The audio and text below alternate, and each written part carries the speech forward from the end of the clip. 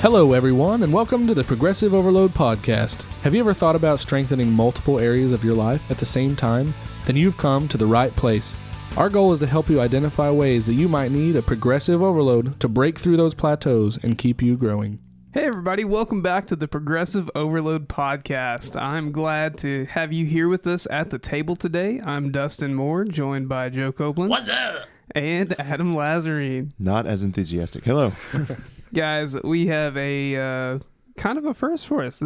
I think this might be the first part 2 episode that we've recorded. It is. And super excited about this, super excited to revisit this subject because this is one that has piqued my interest, and I'm excited specifically about what we're going to be approaching today.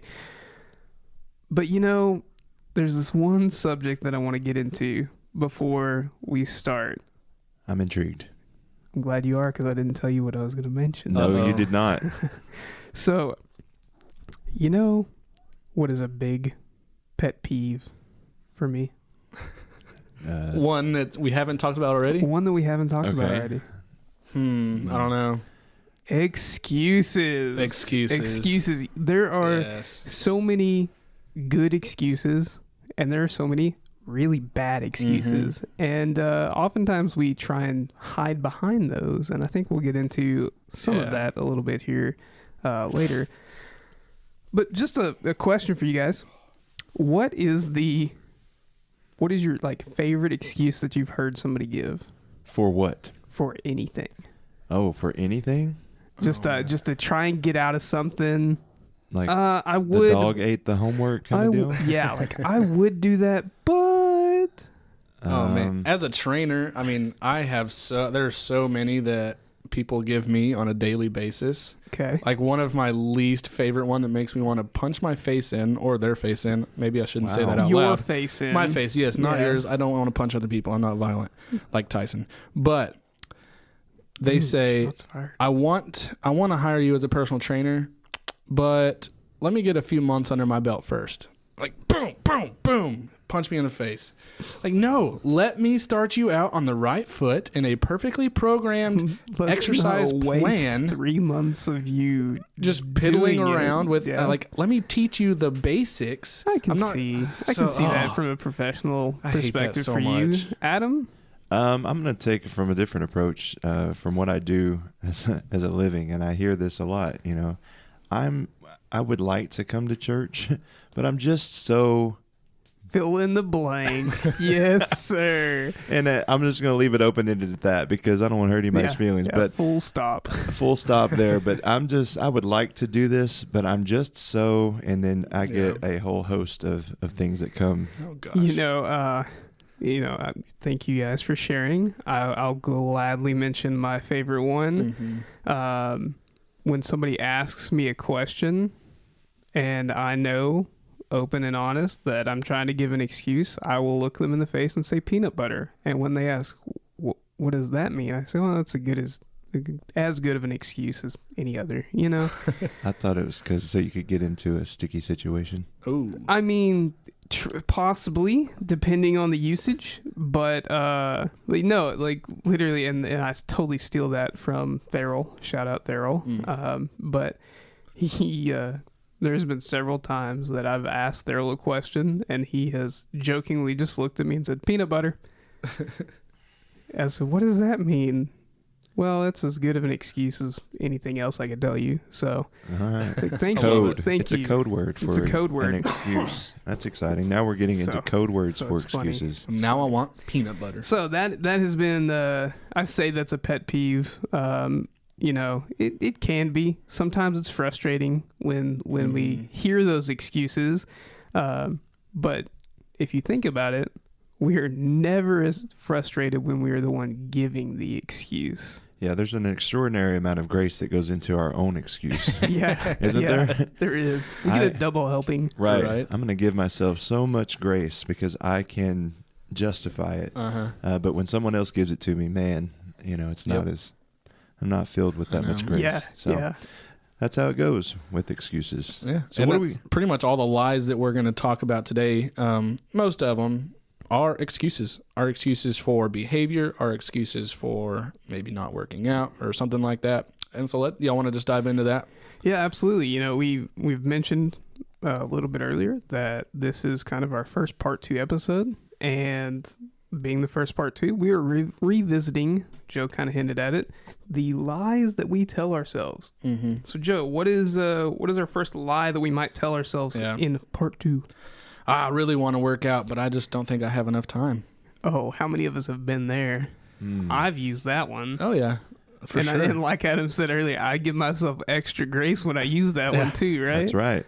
Yeah, because you know your schedule and you are the one that builds your schedule, but you're not building your schedule around that workout. And Right. so that's obviously the answer to this lie is we all have the same 24 hours a day as every individual person do. And I would go so far as to say, like, and this is a concept that does not just apply to workouts. It also applies to our approach to meal prepping or anything else within our fitness journey. Mm-hmm. We can even connect it back to how we master our schedule of what do we place priority on. Yeah, it all goes back to priorities. If I'm approaching my schedule and I'm looking in and I'm trying to fit the puzzle pieces of meal prepping because I know I need to do that because I need that in order to keep my nutrition in check, and my working out because I need that time of putting strain on my muscles and on my body for me to see growth the way I'm wanting to see it. If those things are a priority, I'm going to find a way to fit those things in. Mm-hmm. It's not that I don't have the time. It's, do I really want to have the time? Yeah. Right. And so whenever we talk about having time, and that word in and of itself is kind of a weird thing because we can figure out time for things that we like, and then we don't have times for the things that we need sometimes. But I want to take it from this approach. I am responsible for helping get myself and 2 of my children, my only 2 children, out of the door in the morning to get to school. Sure. And if we're late, there's 3 people in that equation. Mm-hmm. And there are times whenever it's one or the other or all 3 of us or a combination of some sort that gets us out the door a little bit later. And so then I'm also wanting to abide by the rules. And so I'm going the speed limit down the road. And my daughter looks and she says, can't we go any faster? Because she's trying to get to school, trying to get to workouts, trying to get to all the things that she has in the day. And I'm like, if we go faster, then there is a cost to pay. There's a price to pay because I could get a ticket. Yep. And then she said, well, we don't have time to go this slow. And I said, well, this is my favorite thing. I say and I use all 3 of us, our strategic incompetence is not the officer's problem. Oh, man. Yep. I love that. And so the way that we put our schedule together in the morning is not his problem. He's doing his job and doing exactly what he's supposed to do. That's good.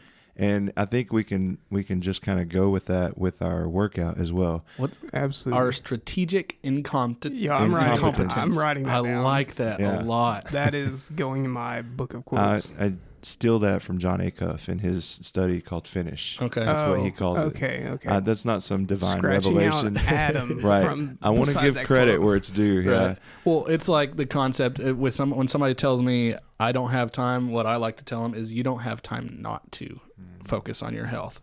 Because you're either taking a time away from your life now or you're taking time away from your life later.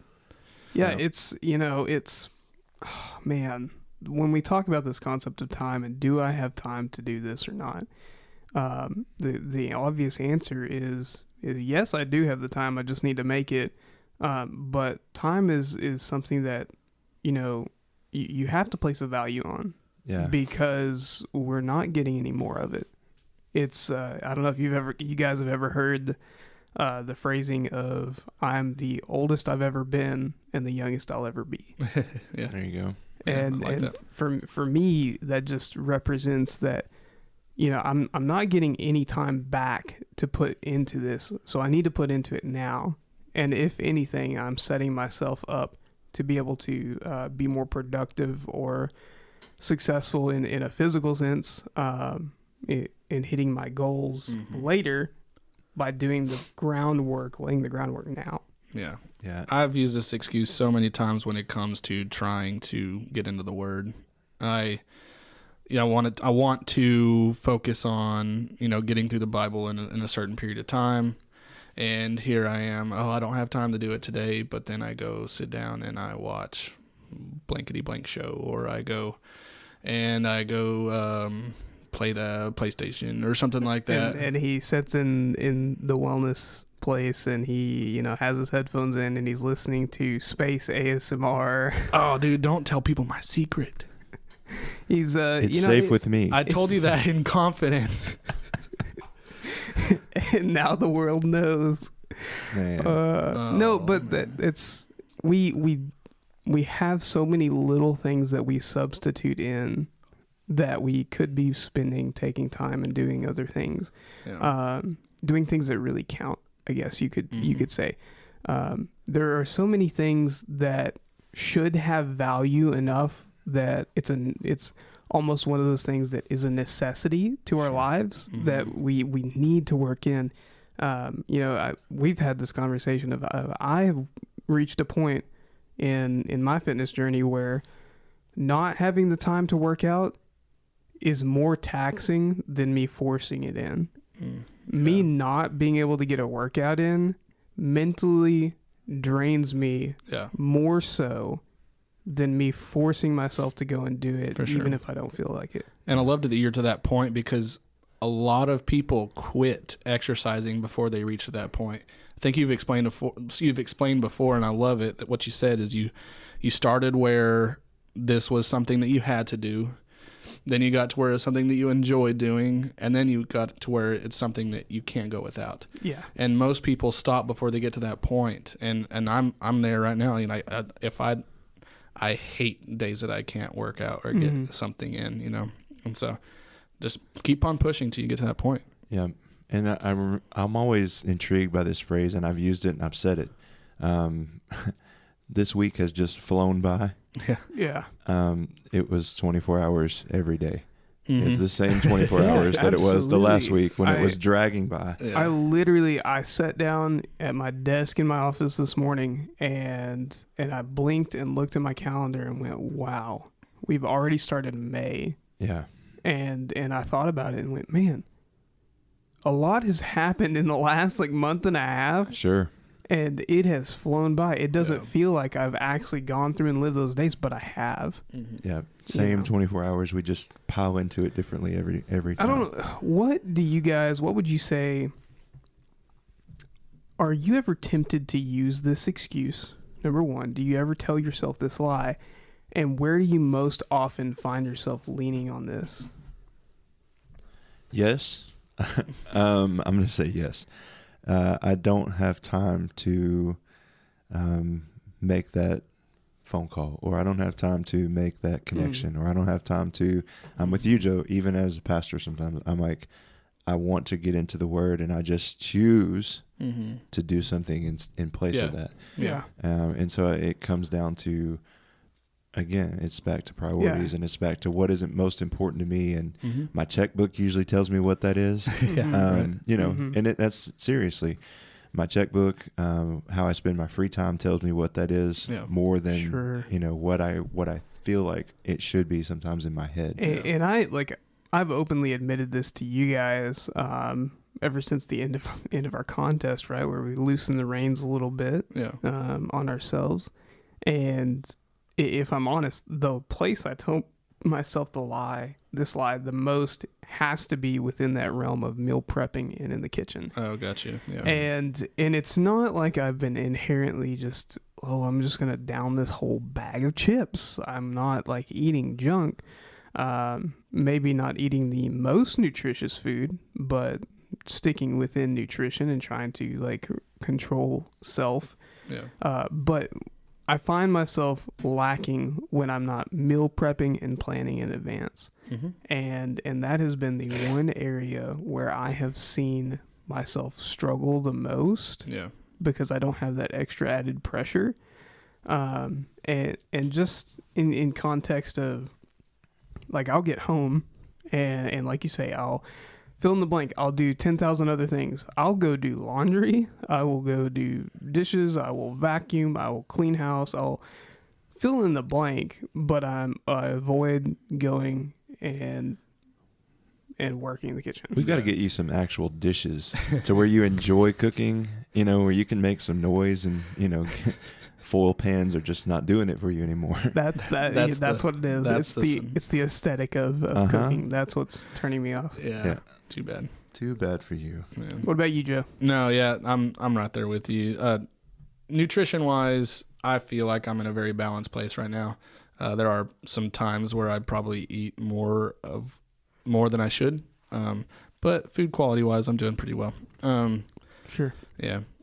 I think I'd like to talk about number 2, which is one that I see pretty often also. The facility that I run, we also have physical therapy in there, so I see this one a lot. And the lie that we or y'all or some other people tell themselves is, I think I'm too old to start. I think I'm just too far gone. And there's also that other end too, yeah? Oh, yeah. I'm too old or I'm too young. Yeah, we could get into that too. And, it's kind of piggybacks off the whole timing thing that we just talked about. But in context of this I'm too old mentality, really what we're telling ourselves when we say that, correct me if I'm wrong, tell me what you guys think, what we're telling ourselves when we say I'm too old is it's too late. Yeah.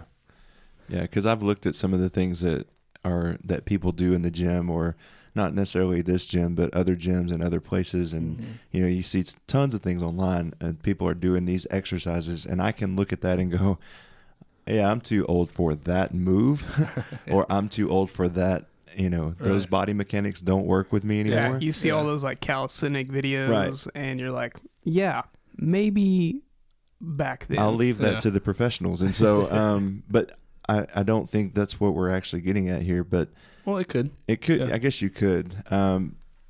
For me, as the elder statesman of the table, I have to do probably more modifications than you guys do, and not so much at this point in my life, but as I continue to age and continue to, my body, we're fighting the inevitable. Yeah. Greatest statistic ever: 1 out of every 1 person dies, and so we're just delaying that. Yeah.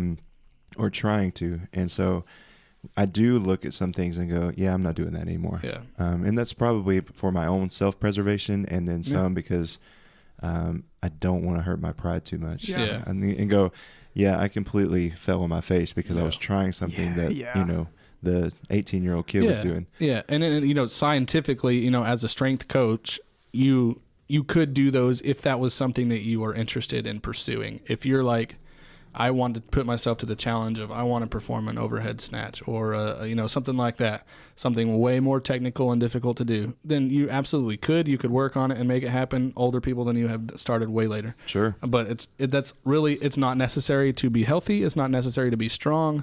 It's just if that's something that you're interested in doing. Sure. Yourself. I think this one specifically, it also deals with a lot of how we view ourselves. Yeah. Right. It's that idea of, man, I'm too old to start and to do these things because I doubt myself. Yeah. Right. Yeah. I'm too young or too inexperienced. Maybe would be a better way of phrasing that as opposed to young. I'm too inexperienced. There's no way that I can get into and do this because these guys are just way ahead of me. Yeah. Like that's been something that I've walked through in past and was, I've told you guys somewhat of my testimony growing up, my relation to fitness and sports. And that was one that was a big hindrance to me getting into fitness and sports sooner was because I felt so many more, or I felt like everyone around me was much further along than I was. And I didn't want to embarrass myself by playing catch up. Yeah. And that is a lie. That is a lie. There is very little information that tells us that a kid that starts at junior league sports is going to be behind or ahead of somebody who only starts at 7th grade or something like that. Right. Their bodies are so young, and they're also, the mental aspect maybe of understanding the sport and knowing the sport, but physically they can catch up to each other instantly, or just, with just a month or two of training under their belt. Yeah. The ability to close that gap is not as almost like insurmountable as it seems. Yeah. You know, it's doable. Yeah. One of the places I really see this is in the church. Oh yeah. Sure. You get to a certain point, and I'm not picking on anybody in particular, but I do see this as a something that comes along with age. Mm-hmm. People get to the point and they say something like, I'm too old to do that, or I have put in my time doing that. Absolutely. Oh, okay. Yes. The other end You know, of that, I've already done that, and I'm not doing it again, Yes, kind of thing. Yeah. Sure. And I don't know if that translates to the gym, No, it doesn't have to. but it doesn't have to exactly. Yeah. But I do see it, and I'm often perplexed because I don't find that anywhere in Scripture that goes, once you reach the age of fill in the blank, you can stop doing what the mission of the church Sure. is. Exactly, yeah. You know? Yeah, I agree with you. I see that in the same way, and I'm like you, not picking on anybody or nothing. But it is something that we tell ourselves of, you know, I've done my time. Now it's somebody else's time. I've fill in the blank.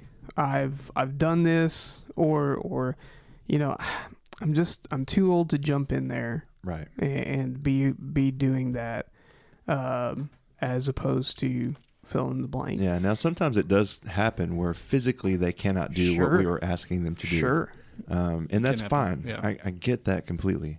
But whoever says we get to stop, you know, being a part of the church. For sure. And you know, like, there's also that flip side perspective if you take it from a faith approach of, if we're evangelizing and we're talking to people, and maybe Adam, give us a way that we could respond to these people, perhaps. Totally hitting you with this, just, you know, we're winging it. It's okay.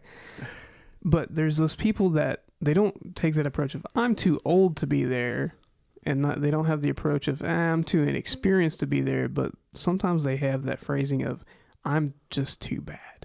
Okay. You know Too what I far mean? gone. I'm too far gone. There's almost that there's no hope for me Right. type of mentality of, it's great, I'm hearing what you're saying.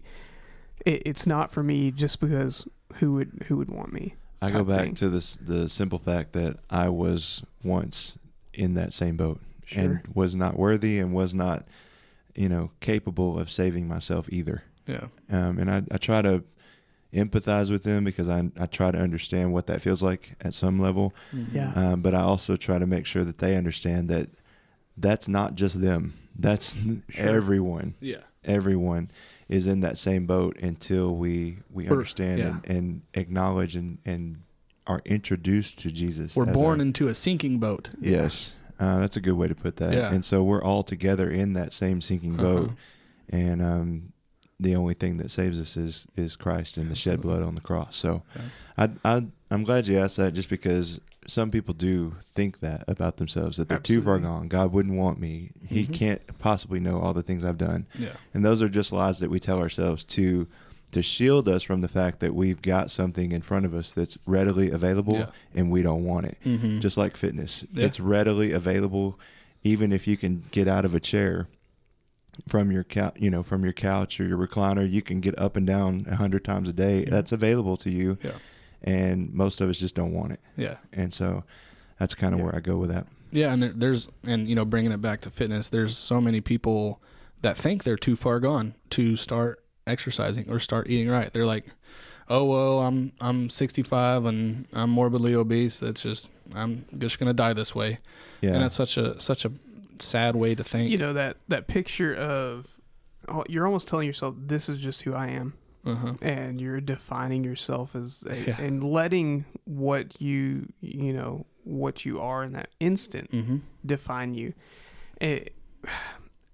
You guys know we've had this conversation of how competitive I've become. Really? And- I hadn't yeah. noticed. It's okay. It's okay. It's okay.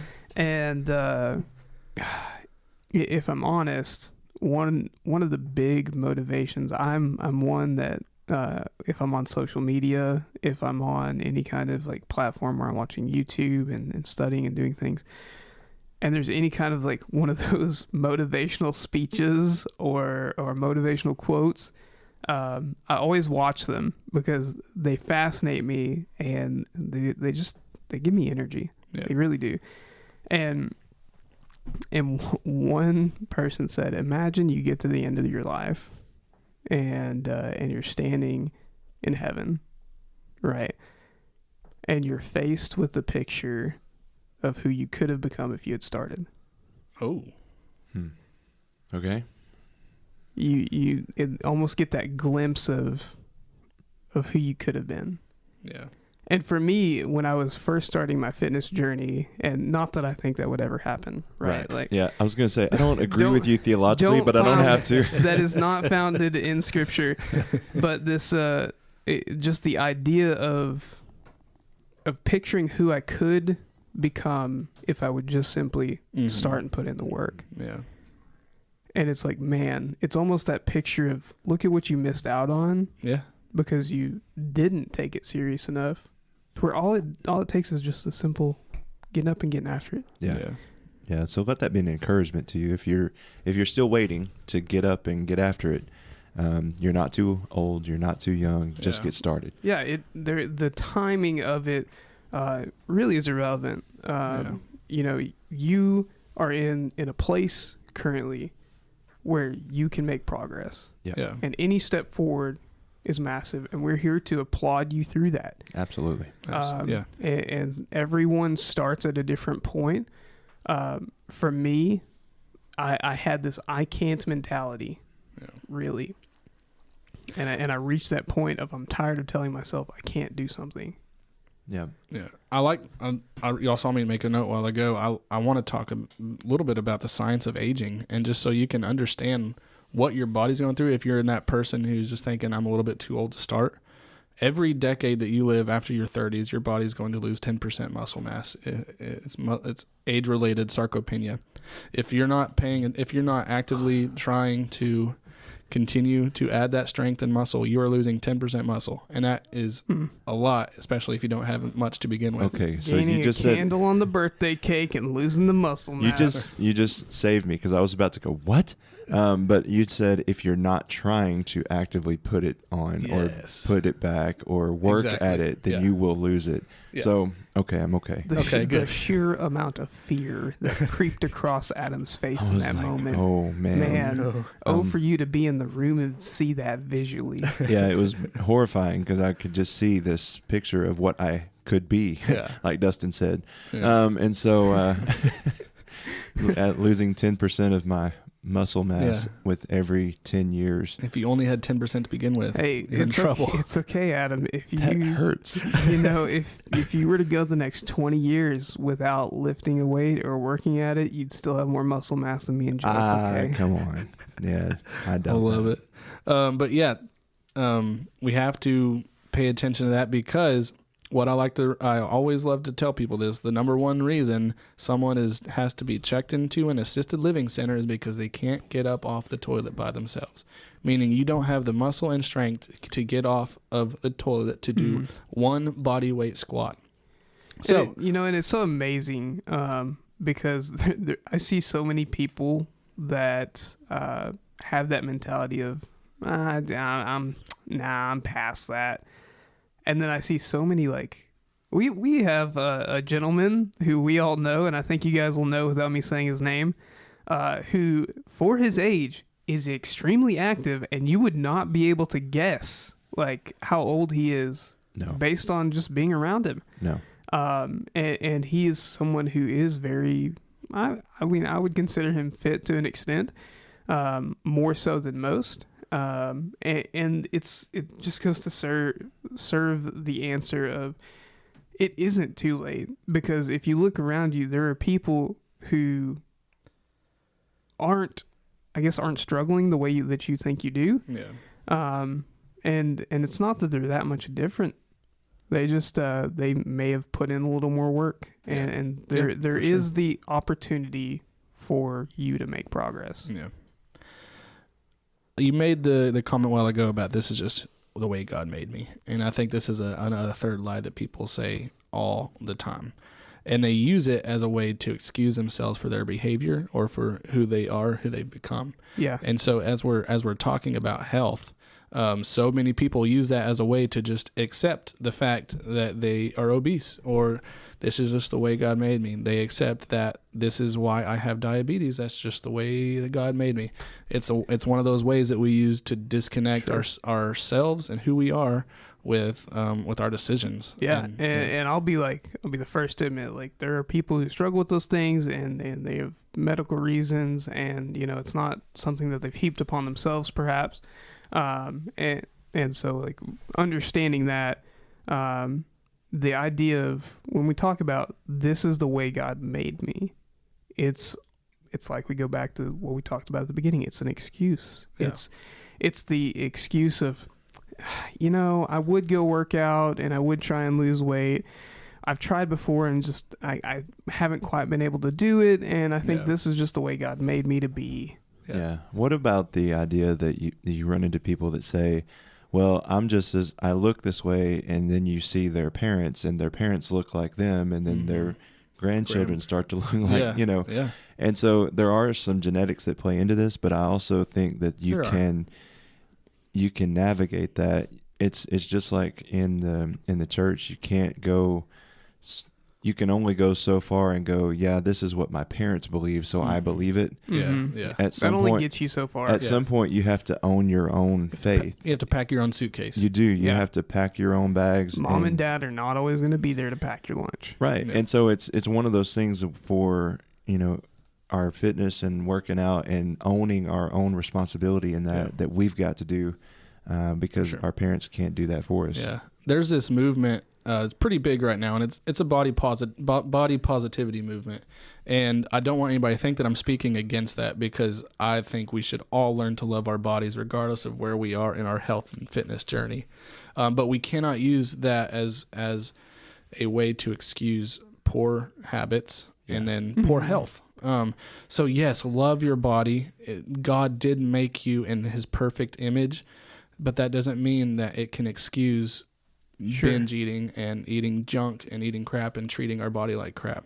And so that's, I think, where there's a big misunderstanding and standing. I would almost say, like, what, I guess, correct me if I'm wrong, what we're kind of trying to sum up with this is when we say the phrase, this is the way God made me, we are not trying to give ourselves some kind of an excuse so that we can avoid addressing what needs to be addressed. Yeah. I think that's what we're getting at. Yeah, absolutely. Don't use that lie in a way, because God did make us, God did form us in his image. There is that there, but don't let that be the reason. I'm not going to bank all that I have on that fact alone in regards to, I would deal with my eating habits because I know my nutrition isn't the best, and I would work out because I know I should probably get some exercise, and I usually don't. But this is just the way God made me. Oh, that's the way Ronald McDonald made you. It's the excuse. True.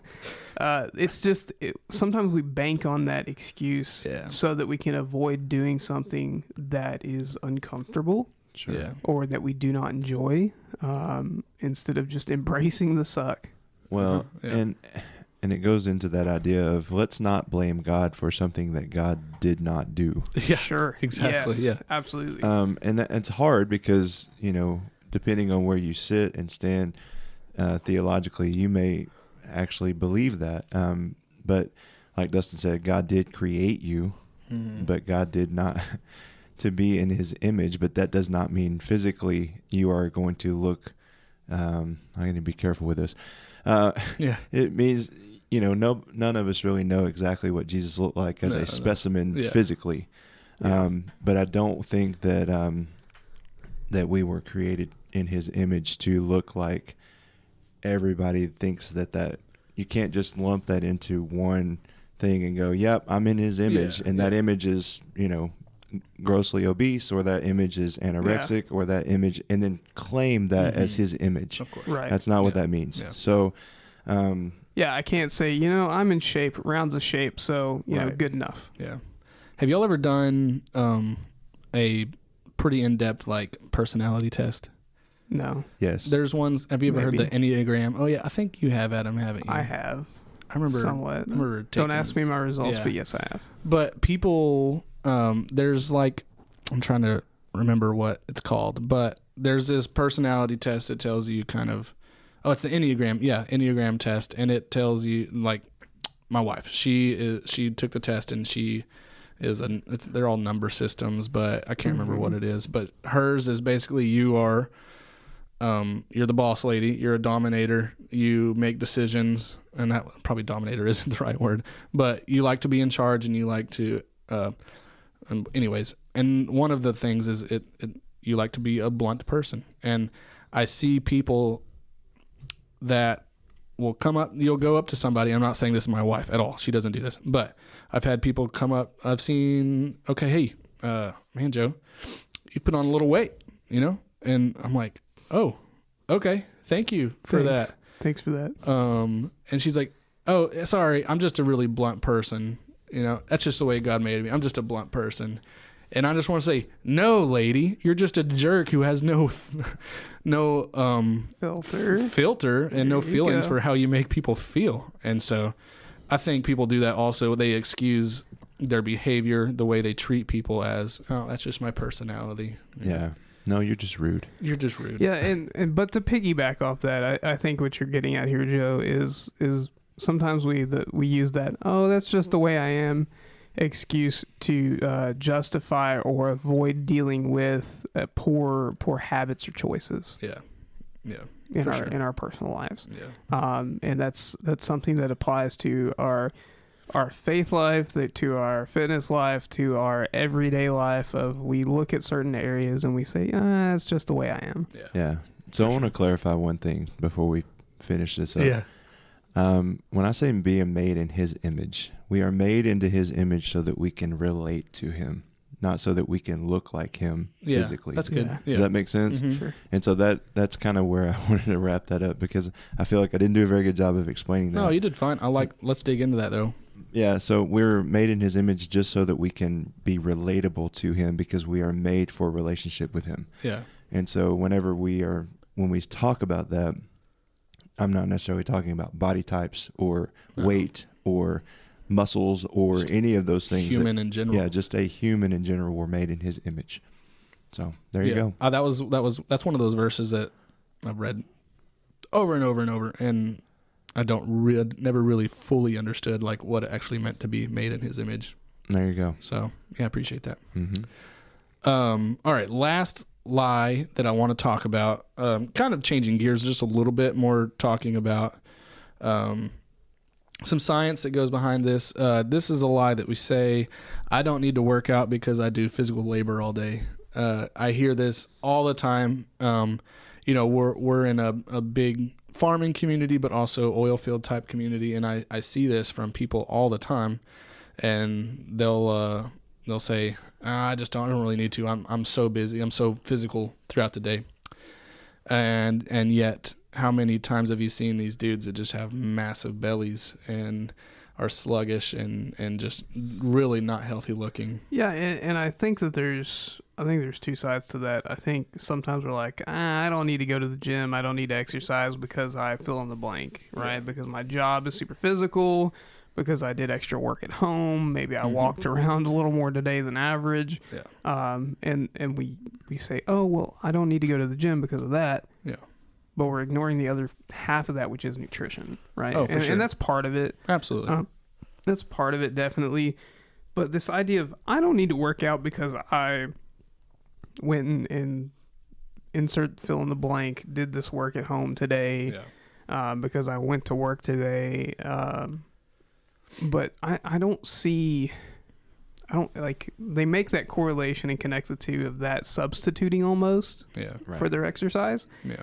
And I don't see that myself, but it's a difference of perspective. Yeah. But yes, that's definitely a lie that for we the can three of us, into. the most active we are is that hour and a half that we're in the gym, right? Because we work in the office most of the day. Most of the time. What I wanted to talk about this is basically the whole concept of progressive overload. Because if I think about what these oil field workers are doing, or these ranchers, or any fill in the blank blue active job, blue collar physical type job. Sure.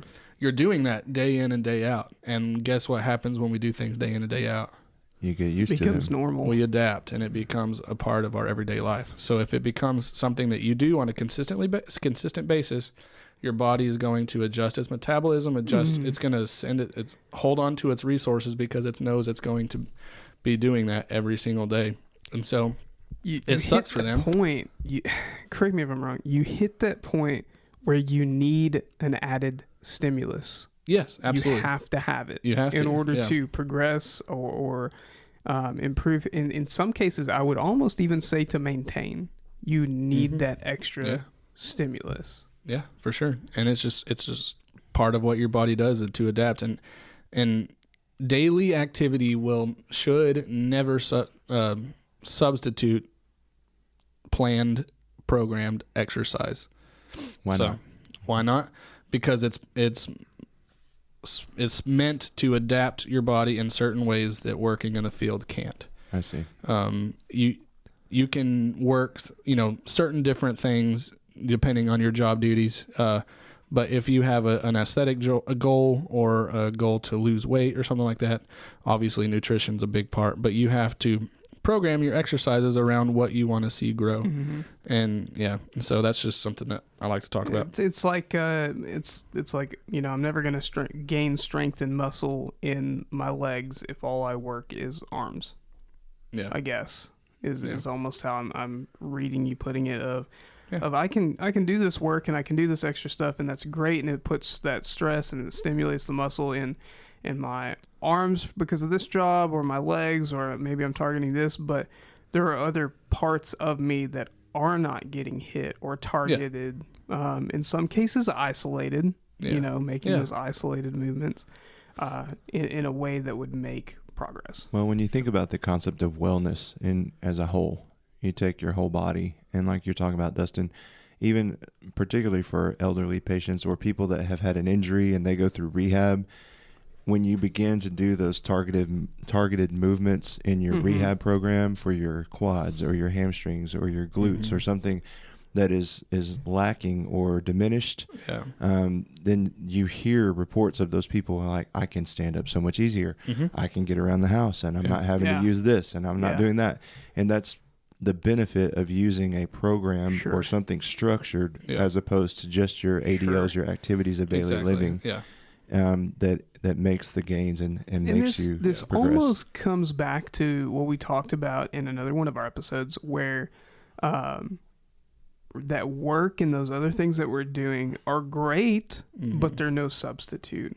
They can supplement, be added onto our workout or our programming, but they do not replace our programming. And that is a truth of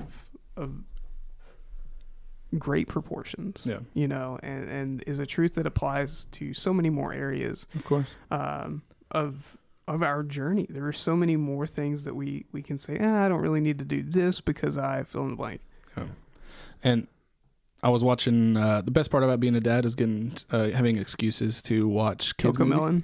No, don't say those words around me. But getting to watch cartoon movies or kids movies, and we were watching Kung Fu Panda, which is one of my favorite series, this weekend. And he said, and I'll leave y'all with this quote because I love it, and it pretty much is the basis for the Progressive Overload podcast. If you only do what you can do, you can only do what you can do right now. Does that make sense? Yeah. If you only do what you can do, you can only do what you can do right now. Wise words. So I loved it. Panda I was Joe. like, I took my note. I was like, ooh, that's good. Because if we want to grow in our life, did you just call me Panda Joe? Yes, I did. I just now caught that. You're Thank wearing you for the that. appropriate colors, so. Oh man, I'm clumsy like a panda. They're my favorite animals. Anyways. Hey, what other movie has a character that you can so closely relate to, right? This is The true. panda. Just me? Okay. No, this is Fair true. enough. I'm sorry, Joe. Finish up. Well, y'all kind of knocked me off of where I was, but that's okay. Peanut butter. If you want to grow in your life, do more than what you did yesterday. Do more than what you can possibly do, and that's how you grow. It's a good word, brother. Thank you guys for joining us today. We hope you have enjoyed our episode of our follow-up to Lies We Tell Ourselves. We're looking forward to seeing you and hearing from you on all of our social media platforms. Yes. And we're going to go get some bamboo shoots now. Thanks for listening to the Progressive Overload podcast. We're honored to be a small part of your day. If you have any questions, comments, concerns, or are interested in sponsoring our efforts, please feel free to reach out via email. Find us at progressiveoverloadpod@gmail.com. Don't forget to subscribe and follow our podcast so you'll be notified when our next episode drops. And as always, you can help us reach the masses by sharing our podcast with your friends and family. And then check us out on Facebook and Instagram to follow our own personal journeys and get an inside look on our day-to-day lives. Thanks again, and we'll see you soon.